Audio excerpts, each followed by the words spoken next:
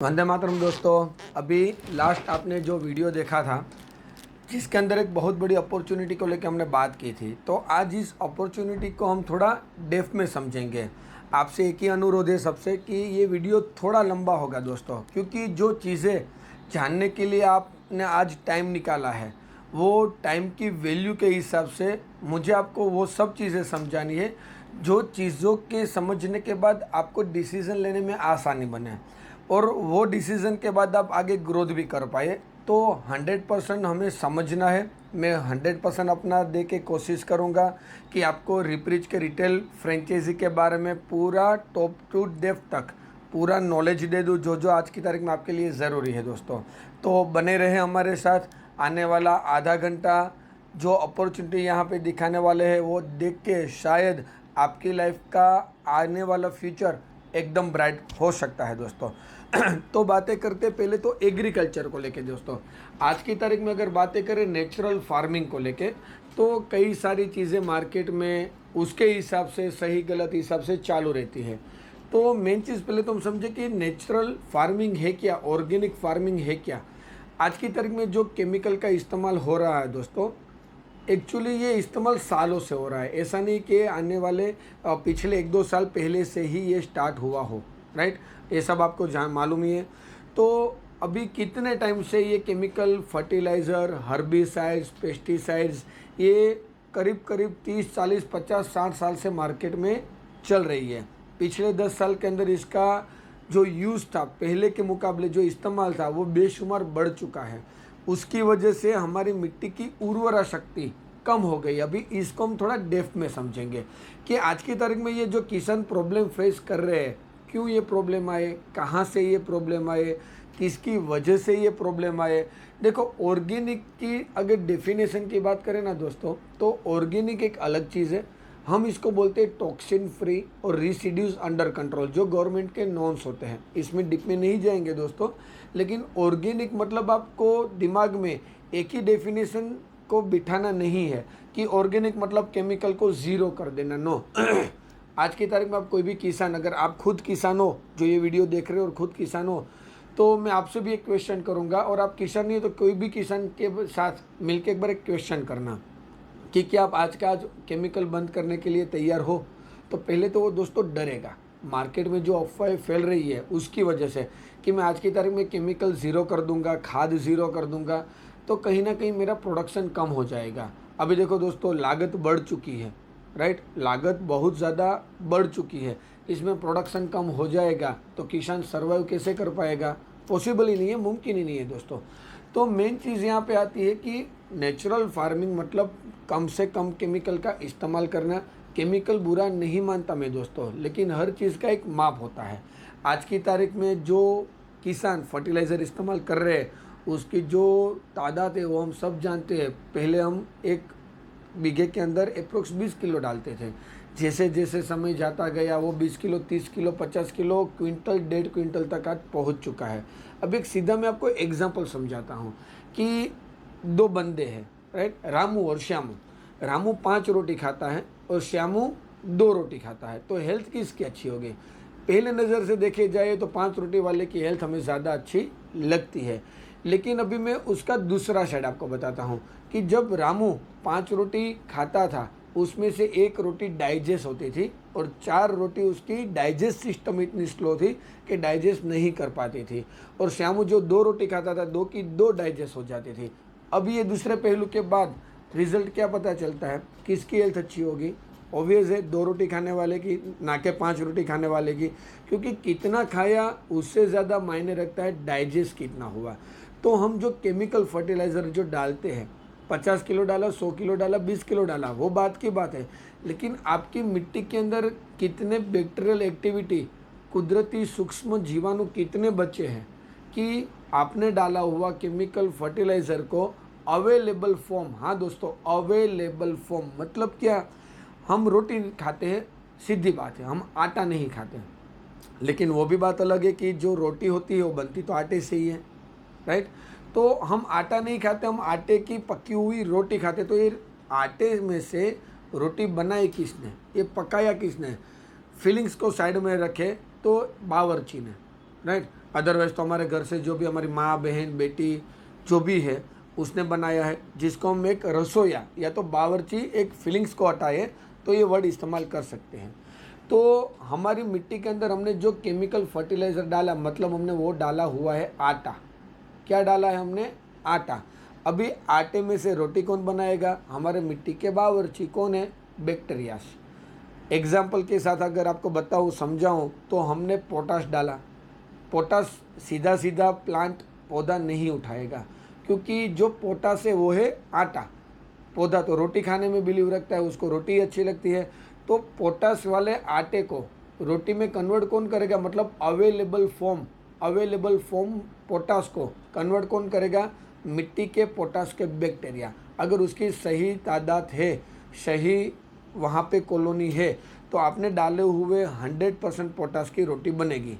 लेकिन हम सब जानते हैं कि ये आज की तारीख में हम जो केमिकल फर्टिलाइज़र इस्तेमाल कर रहे हैं, चाहे वो नाइट्रोजन हो, नाइट्रोजन भी पौधा डायरेक्ट नहीं होता था, वो नाइट्रेट फॉर्म में, नाइट्रोजन आटा है वो नाइट्रेट फॉर्म में कन्वर्ट होता है, जो नाइट्रोजन के बैक्टीरियाज करते हैं, और बाद में वो नाइट्रोट फॉर्म में आ जाता है और पौधा नाइट्रेट फॉर्म का नाइट्रोजन कंजप्ट करता है, अपटेक करता है। तो ये जो पूरी कहानी मैंने आपको जो समझाने की कोशिश की, इतना भी मुझे टाइम नहीं लेना है दोस्तों आज कि आप बोर हो जाओ। तो मेन जो पॉइंट है वही मैं आपको समझाऊंगा। उसके बाद हम चलेंगे अपॉर्चुनिटी की ओर। लेकिन अपॉर्चुनिटी को समझने से पहले हमारी जो थीम है एग्रीकल्चर की, रिपरिच की, ऑर्गेनिक फार्मिंग की, उसको समझना आपके लिए ज़रूरी है। इसलिए थोड़ी बातें मैं आपको डीप में लेके जा रहा हूँ आने वाले 5-7-10 मिनट। और उसके साथ हमारी प्रोडक्ट क्या वर्कआउट करती है वो भी हमें समझना है, क्योंकि हमारा मेन जो ब्रह्मास्त्र है, हथियार है कोई भी बिजनेस का, वो प्रोडक्ट्स होती है। रिजल्ट ओरिएंटेड अगर प्रोडक्ट नहीं है, सिस्टम ज़बरदस्त है, स्ट्रेटेजी पावरफुल है, फैसिलिटी कंपनी दे रही है, लेकिन प्रोडक्ट के अंदर दम नहीं है, जान नहीं है, तो वो धंधा आगे नहीं चलेगा दोस्तों। तो सबसे पहले वो सिस्टम को समझने से पहले, वो अपॉर्चुनिटी को समझने से पहले हमें समझना पड़ेगा पहले तो प्रोडक्ट, और प्रोडक्ट से पहले भी ये प्रोडक्ट की आवश्यकता क्यों आई। इसलिए हम बातें कर रहे हैं बैक्टीरियल एक्टिविटी को लेके, कि हम जो केमिकल फर्टिलाइज़र इस्तेमाल कर रहे हैं, एग्जाम्पल के साथ अगर बताऊँ, जो हमने पहले बात की कि हमने 50 किलो या तो 1 क्विंटल केमिकल फर्टिलाइज़र, चाहे वो कोई भी खाद हो, NPK ग्रेड हो, पोटास ग्रेड हो, कोई भी प्राइवेट कंपनी का हो, गवर्नमेंट का हो, कोई भी हो, हमने केमिकल फर्टिलाइज़र डाला। वो हमने क्यों डाला? पौधे की खुराक के लिए। लेकिन हमने जो डाला वो तो आटा है। अभी आपके बावर्ची मिट्टी के बैक्टीरियाज की एक्टिविटी हम सब जानते हैं। ज़्यादा केमिकल फर्टिलाइज़र, टेम्परेचर, कई सारी चीज़ें इसके अंदर इफ़ेक्ट करती हैं। उसकी वजह से जो BL एक्टिविटी जिसको बोलते हैं बैक्टीरियल एक्टिविटी, वो कम हो चुकी है। बैक्टीरिया की कॉलोनीज जो चाहिए, जितनी तादाद में चाहिए, जहाँ पे चाहिए वहाँ पे नहीं है। अभी क्या हुआ, मिट्टी का टेम्परेचर हमने बढ़ा दिया, उसकी वजह से बैक्टीरियाज वहाँ पे सर्वाइव, एक टेम्परेचर के एक लेवल के बाद वो वहाँ पे सर्वाइव नहीं कर सकते दोस्तों। तो उसने क्या किया, अपने खुद के सर्वाइव के लिए वो डेथ में चले गए। ऐसा नहीं कि बैक्टीरिया ख़त्म हो गए हैं, अगर बैक्टीरिया ख़त्म हो जाएगा ना दोस्तों, तो हमने जो बीज डाला ना, उसका पौधा ही नहीं बनता, बीज का पौधा ही नहीं बनता। बीज का पौधा बनता है प्रकृति की वजह से। मतलब प्रकृति मतलब क्या, नेचर मतलब क्या, वो डायरेक्ट तो नहीं आते, वो अपनी सेना को भेजते हैं। जो हमारे लिए यहाँ पे सेना मतलब बैक्टीरियाज है, अलग अलग कॉलोनी के बैक्टीरियाज होते हैं, उसमें कई सारे bacterias, nitrogen, potash, boron, zinc, सब के बैक्टीरियाज होते हैं। आज हम समझने के लिए सबको सिर्फ बैक्टीरियाज नाम देंगे। तो वो बैक्टीरिया की कॉलोनी जहाँ पे होनी चाहिए वहाँ पे है नहीं, और जितनी होनी चाहिए उतनी है नहीं। अभी हमने डाला 1 क्विंटल 50 किलो खाद, उसमें से 20%, मतलब समझ लो कि 50 किलो खाद की एक बोरी हमने डाली, तो उसमें से 10 किलो खाद की रोटी पकी। मतलब 10 किलो खाद वाले नाम से जो हमने आटा को मैच किया, उसकी रोटी बनी। बाकी का जो 30-40 किलो जो पड़ा है मिट्टी में, वो क्या कर रहा है दोस्तों, वो समझना है। वो कर रहा है केमिकल ब्लाइंडिंग। अगर हम 20 किलो खाद डालते और 20 का 20 किलो डाइजेस्ट हो जाता, मतलब कि उतनी BL एक्टिविटी हमारी मिट्टी में मौजूद होती, इतने सूक्ष्म जीव हमारी मिट्टी में मौजूद होते कि वो 20 किलो डाले हुए केमिकल फर्टिलाइज़र को अवेलेबल फॉर्म में कन्वर्ट कर दे। अगर अवेलेबल फॉर्म में कन्वर्ट हो जाता है तो केमिकल ब्लाइंडिंग की यहाँ पे बात ही नहीं आती, तो मिट्टी बिगड़ती ही नहीं। उर्वरा शक्ति आज की तारीख में भी वैसी ही होती जैसी पहले होती दोस्तों। तो मेन चीज़ समझना है कि हम जो धीरे धीरे करके केमिकल फर्टिलाइज़र का इस्तेमाल बढ़ा रहे हैं वो कहीं ना कहीं साइड इफ़ेक्ट वाला है। अभी हमें करना क्या है, ये चीज़ तो सबको मालूम है जो मैंने अभी तक बताई कि भाई ज़्यादा केमिकल खाद जो है वो इस्तेमाल करना हानिकारक है। लेकिन एक किसानों की अगर फेवर में बात करूँ तो ज़्यादा भी इस हिसाब से केमिकल फर्टिलाइज़र इस्तेमाल हुआ है कि अगर वो कम कर देंगे तो उसका प्रोडक्शन सही है दोस्तों ऑलमोस्ट कम आने की शुरुआत कर देगा। तो ये जो चीज़ है वो सबसे ज़्यादा साइड इफ़ेक्ट है और यही डर की वजह से कई सारे हमारे देश के किसान ऑर्गेनिक नेचुरल फार्मिंग की ओर बढ़ना चाहते हुए भी नहीं बढ़ पा रहे। सही गाइडलाइंस नहीं है, सही स्ट्रेटेजी नहीं है, सही प्रोडक्ट नहीं है सॉरी दोस्तों। तो मेन चीज़ क्या है कि हमारी जो प्रोडक्ट्स हैं हमने ये प्रोडक्ट को ऐसा बनाया है कि कोई भी केमिकल खाद के साथ मैच हो जाएगी। हमें करना क्या है, हमें करना है बैक्टीरियल एक्टिविटी को बढ़ावा देने का काम। हमारे मिट्टी के अंदर जो बैक्टीरियाज है उसकी संख्या को बढ़ाएं, उसकी कॉलोनी को डेवलप करें। ना तो हम बाहर से बैक्टीरिया डालें, ना तो हमारी दवाई के अंदर बैक्टीरिया है दोस्तों, क्योंकि हम उस चीज़ में बिलीव नहीं करते वो परमानेंट सॉल्यूशन नहीं है। परमानेंट सॉल्यूशन क्या है परमानेंट सॉल्यूशन है हमारी लोकल जो पीसीस है, हमारे वहाँ के जो डीएनए के बैक्टीरिया उसकी कॉलोनी को बढ़ावा करें, ना कि बाहर की कॉलोनी को हम हमारे मिट्टी के अंदर इस्तेमाल करें। तो लोकल बैक्टीरिया की अगर कॉलोनी को बढ़ाना है तो हम क्या कर सकते हैं शुरुआत में हम इस्तेमाल करते थे गोबर खाद।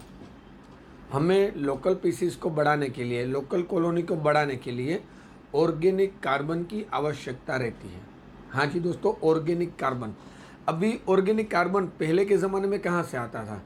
ऑर्गेनिक कार्बन आता था गोबर खाद से। आज की तारीख में गोबर खाद इनफ मिलता भी नहीं है, और अगर हम इस्तेमाल करते हैं मिल भी गया तो वो कच्चा होता है। तो हमारे लिए इम्पोर्टेंट है ऑर्गेनिक कार्बन। अगर ऑर्गेनिक कार्बन सही मात्रा में मिट्टी के अंदर वो रेशियो सेट किया जाता है तो बैक्टीरियल एक्टिविटी अपने आप बढ़ावा करेगी, बैक्टीरियल एक्टिविटी बेशुमार बढ़ेगी, बीएल एक्टिविटी प्रमोट होगी। तो अभी हम ये देखेंगे कि अगर गोबर खाद नहीं है उसका ऑप्शन क्या है। एनपीके को कम करना है, डीएपी को कम करना है, मार्केट के केमिकल फर्टिलाइज़र को कम करना है, तो उसके बदले में रिप्रीच क्या कर रही है, हमें इल्ली के लिए हमें वो दवाई इस्तेमाल नहीं करनी जो बार बार छिड़काव करने के बाद प्रकृति को, मनुष्य को, मिट्टी को और पौधे को बीमार ज़्यादा बनाता है। तो अभी हम ये देखेंगे कि रिप्रीच के पास ऐसी कौन कौन सी प्रोडक्ट्स है कि जो प्रोडक्ट इस्तेमाल करने के बाद हमें बाहर की केमिकल दवाई के ऊपर डिपेंड ना तो रहना पड़ेगा, ना तो केमिकल खाद हमें ज़्यादा तादाद में इस्तेमाल करना पड़ेगा। तो अभी देखते हैं रिप्रीच की ऐसी कौन कौन सी प्रोडक्ट है जो ये सब चीज़ों से हमें बाहर निकालने में हेल्प करेगी।